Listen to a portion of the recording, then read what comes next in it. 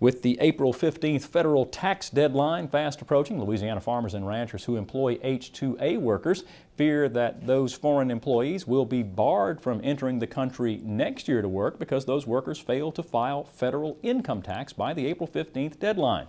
At the Louisiana Farm Bureau's annual labor conference, a panel of tax experts fielded several questions on this topic in an attempt to allay some of those farmers' fears. This week in Louisiana Agriculture's Sabine has our story. If you're wondering why the farmers and ranchers who attended this year's annual Farm Bureau labor conference look so stressed out, you could sum it up in 3 letters: IRS.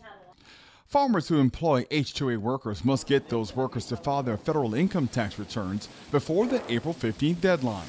If those workers fail to do so, H2-A and H2-B workers who make up the backbone of Louisiana's ag workforce could be barred from entering the U.S. in 2014.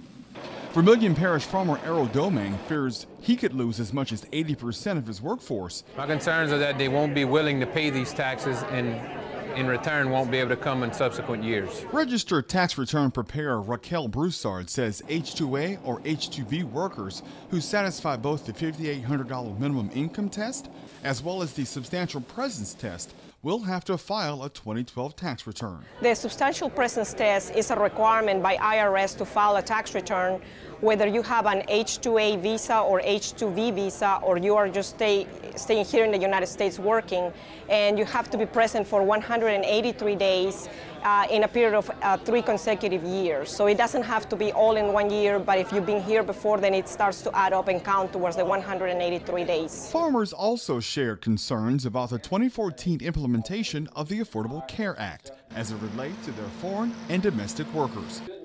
Acadia Parish sweet potato farmer Wayne Garber says the cost of the ACA could determine the future growth of his business. We consider what impact that will have on our cost of production, and we also look at the fact whether or not we're going to expand, and if we expand then we come under that act so that our cost of production goes up. So we're deliberating over expansion or staying status quo where we are. Still, Broussard encourages farmers to immediately educate their H2-A employees so that they may be made aware of any potential tax liability. Most of them do not know that they are required to file a tax return, but once they know they'll have this responsibility, most are willing to comply with it. Additionally, former Assistant Secretary of Labor Leon Sequeira briefed conferees on immigration reform negotiations. For This Week in Louisiana Agriculture, I'm A.J. Sabine. Louisiana farmers and ranchers employed more than 7,000 H2-A workers in 2011. For more information about H2-A laborers, you can log on to our website at twilatv.org.